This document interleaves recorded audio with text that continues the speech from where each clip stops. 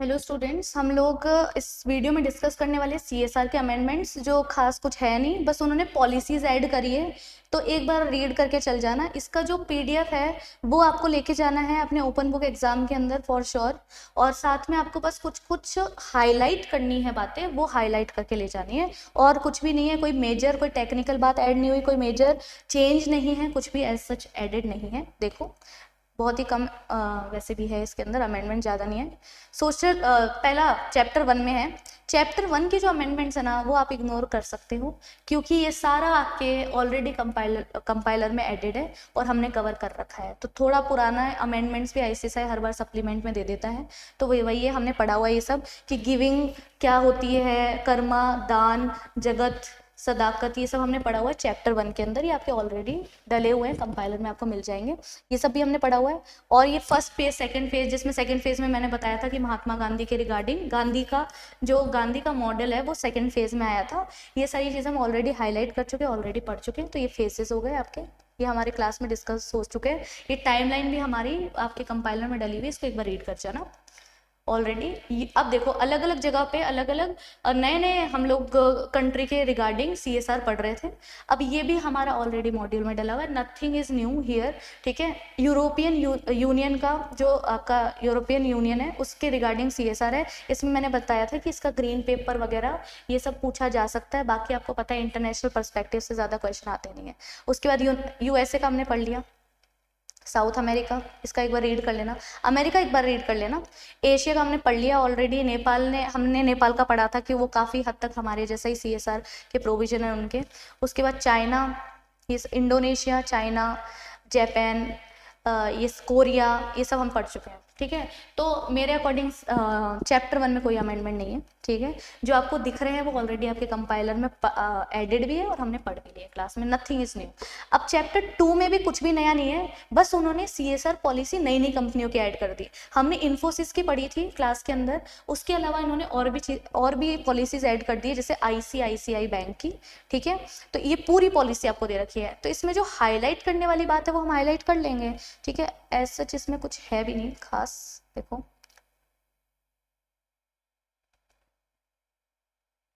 नहीं, इसको एक बार रीड कर लेना बस। मुझे हाईलाइट करवाने वाली बात होगी वो मैं करवाती हूँ आपको। पॉलिसी है उनकी सीएसआर पॉलिसी, तो सबकी कंपनियों की अलग अलग पॉलिसी होती है। तो तुम्हें बस एग्जांपल्स दे रखे ताकि तुम्हें आइडिया लगे कि प्रैक्टिकली क्या होता है। इसमें एज सच अभी तक तो कुछ भी नहीं है, कुछ भी काम की बात नहीं है जिससे डायरेक्ट क्वेश्चन बन जाए।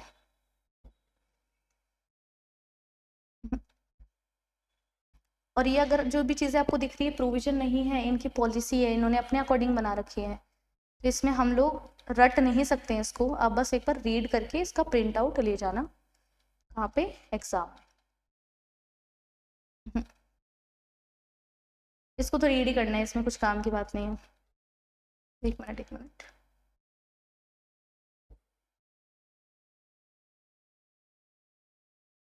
हाँ, आप ये कर सकते हो कि इन्होंने एजुकेशन पे काम किया था, बस ये थोड़ा सा आप कर सकते हो, वो भी इतना कुछ काम खास नहीं है। एक मिनट, नहीं हेल्थ केयर दे रखा है, नहीं नहीं इसमें कुछ भी काम का नहीं है सच, जिससे डायरेक्ट क्वेश्चन बन जाए। वो 1 मार्क वाले क्वेश्चन भी नहीं बनते। एक बार रीडिंग कर लेना बस इसकी, आईसीआईसीआई बैंक की। अब देखो एनटीपीसी, एनटीपीसी की भी केस स्टडी दे दी आपको। इसका विजन मिशन दे रखा है, पहले तो सस्टेनेबिलिटी, ये सारी चीज़ें इन्होंने बात करी है। उसके बाद में देखो ये रहा इनका आगे का फर्दर चीज़ें, इसमें भी कुछ खास नहीं दिख रहा है मुझे।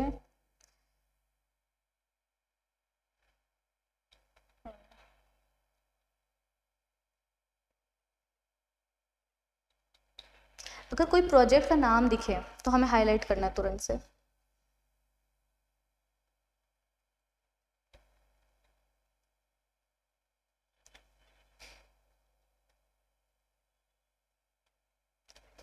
ये देखो इन्होंने ये स्ट्रक्चर बना रखा है, कॉर्पोरेट, रीजन और यूनिट लेवल। ठीक है, इसमें भी कुछ नहीं है खास।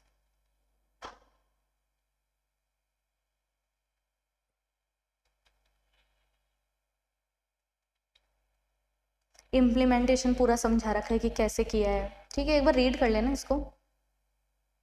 अब जैसे देखो ये रहा, ये तुमसे इसका फुल फॉर्म पूछ लेंगे।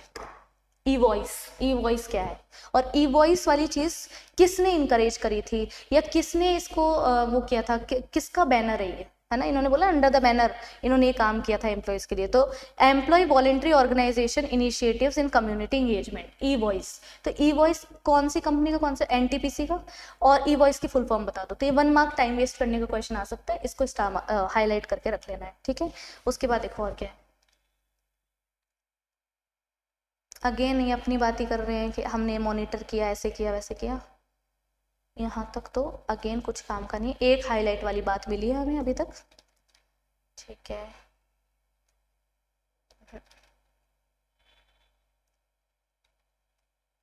अब देखो किसका रहा है, इन्फोसिस का हमने क्लास में ऑलरेडी पढ़ लिया है, इसको रीड करके इग्नोर करना है, पढ़ लिया है हमने ये। अब है रिलायंस का। रिलायंस का थोड़ा सा इंपॉर्टेंट है, देखो क्या है। रिलायंस इंडस्ट्रीज लिमिटेड, इन्होंने अलग अलग चीज़ें कर रखी हैं। एक तो इनका ऑब्जेक्टिव, सीएसआर पॉलिसी का ऑब्जेक्टिव इन्होंने लिख रखा है, तो ये एक बार रीड कर लेना। उसके बाद इन्होंने और भी चीज़ें कर रखी है। हाँ, जैसे इन्होंने ना ये क्राइटेरिया बना रखा है, for the business, by the business, beyond the business. तो ये तुमसे पूछा जा सकता है कि रिलायंस लिमिटेड, डायरेक्ट क्वेश्चन भी आ सकता है, क्या पता मैं, ठीक है, कि उन्होंने क्या क्या चीज़ें, कैसे कैसे इन्होंने ना एम्प्लॉयमेंट अपॉर्चुनिटी दे रखी है, क्या कर रखा है। तो ये एक चीज़ रीडिंग वाली बात तो है ये।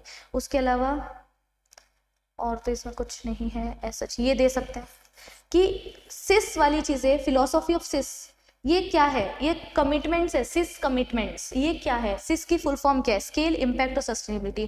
तो इन्होंने क्या है, एक अलग से कमिटमेंट्स बना रखे हैं सिस नाम के। इसमें देखते हैं हम कौन से स्केल पे सोसाइटी का भला कर रहे हैं, उसका इम्पैक्ट क्या आ रहा है, और आगे भी इम्पैक्ट कैसे डालते रहेंगे, सस्टेनेबिलिटी। तो ये पूछा जा सकता है तुमसे, इसको हाईलाइट कर लो, सिस को हाईलाइट कर लो। फोकस एरिया वगैरह फालतू चीज़ें हैं, आदि तो फालतू चीज़ें ही हैं इसमें। 6 फोकस एरिया इनके, इसको भी एक बार रीड कर सकते हो।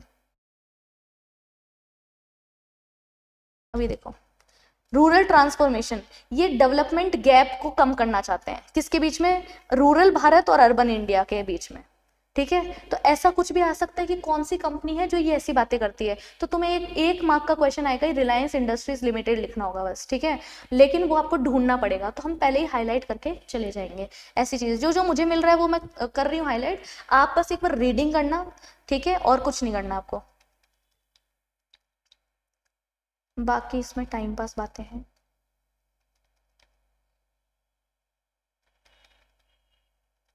कोई भी तरह की आपको शॉर्ट फॉर्म मिले ना, उसको आपको हाईलाइट करनी है, क्योंकि उसकी फुल फॉर्म का क्वेश्चन आ सकता है।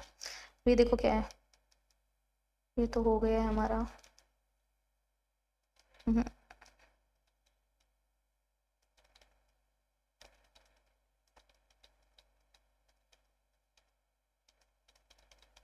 बजट वगैरह ये सब दे रखा है। अब देखो क्या रहा है, हिंदुस्तान यूनिलीवर लिमिटेड। अब देखो इसके अंदर क्या क्या चीज़ें हैं, हिंदुस्तान यूनिलीवर लिमिटेड में यहाँ तक भी एज सच इसमें भी कुछ नज़र नहीं आ रहा है। फोकस एरिया दे दिए,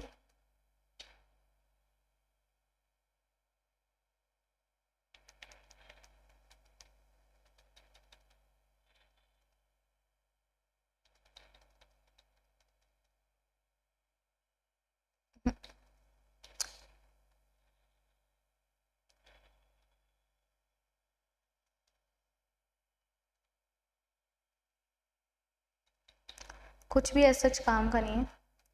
इसमें एक शॉर्ट फॉर्म और थी, जैम करके, गर्ल्स एम्पावरमेंट का कुछ करके, तो वो अगर आपको मिले तो स्टामा करना उसको। बाकी इसमें मुझे कुछ नज़र नहीं आ रहा है सच। तो एक बार रीडिंग कर लेना इसकी। अब देखो क्या आ रहा है, चैप्टर 5, इसमें काफ़ी हाईलाइट वाली बातें आएगी, तो हमें एक बार देखो क्या आ रहा है। चैप्टर 1 आपको रीड करने की जरूरत नहीं है और ना घबराने की जरूरत है, क्योंकि हमारे कंपाइलर में ऑलरेडी एडेड और हमने क्लास में भी पढ़ लिया। फिर आती है आपकी चैप्टर 2 के बाद पॉलिसी। तो बहुत कंपनियों की बहुत सारी पॉलिसीज डाल दी है, सीएसआर पॉलिसी, तो उसको एक बार रीड कर लेना।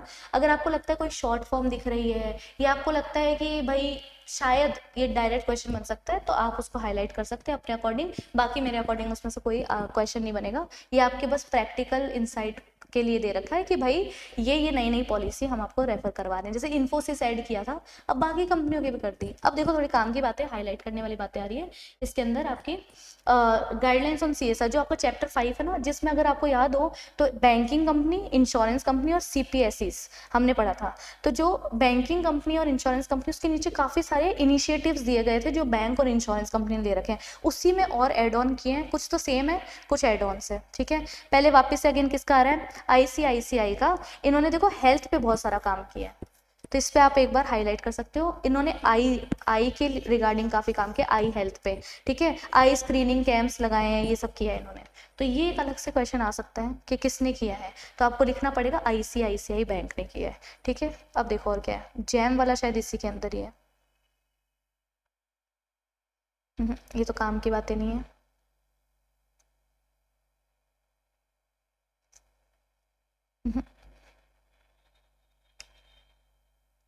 अब जैसे आ जाएगा हु कंसिडर्ड एक्सियो बेस्ड 2019 एमिशन फैक्टर्स, ठीक है। अब ये कुछ नहीं है, इसको कुछ समझने की या रटने की जरूरत नहीं है, मतलब ये किसने किया था, तो बस तुम्हारा टाइम वेस्ट करने के लिए, ताकि तुम पन्ने पलटते रहो, तुम्हें बुक में कहीं पे भी ना मिले और टाइम वेस्ट हो जाए तुम्हारा। तुम्हारा आंसर अगेन एक ही होगा, ICICI बैंक, बस। तो ये कुछ हाईलाइट करने वाली बातें हैं, वो हाईलाइट कर लो कि किसने यूज किया था, क्या किया था, तो वो आपको रीडिंग से ही आ पाएगा। एक बार रीडिंग तो करनी पड़ेगी इसकी। अब देखो ये सब हो गया, इसमें भी कुछ काम की चीज़ नहीं। ये देखो जैसे net zero waste to landfill, इसको हाईलाइट कर लेना, ठीक है। ये इंडिया के फार्मर्स के लिए भी काम करा था इन्होंने काफ़ी।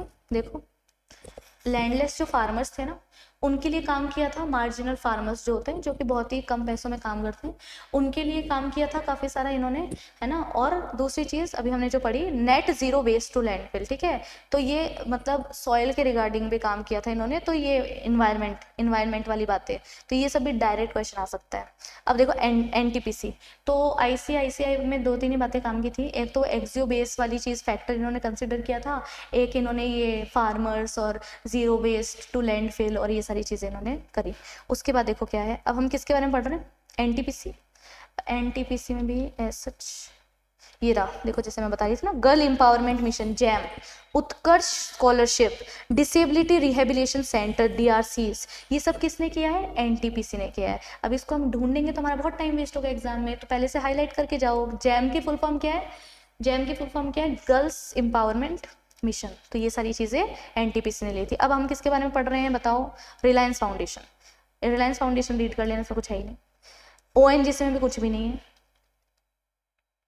हिंदुस्तान यूनिलीवर में देखो वाटर स्कैरसिटी में बहुत काम किया इन्होंने, ये हाईलाइट करने वाली बात आ गई। इन्होंने water for good programme release किया है, तो एक एक मार्क के आ सकते हैं आराम से क्वेश्चन, ठीक है।